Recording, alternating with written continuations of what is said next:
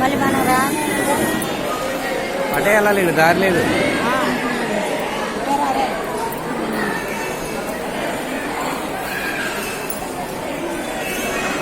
చేసాడు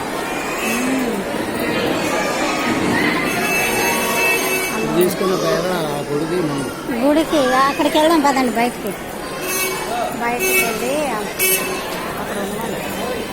ఇక్కడే ఉండండి, మీరు ఎక్కడ ఉండండి. మీరు కూర్చోండి, వీడియో తీసుకోండి.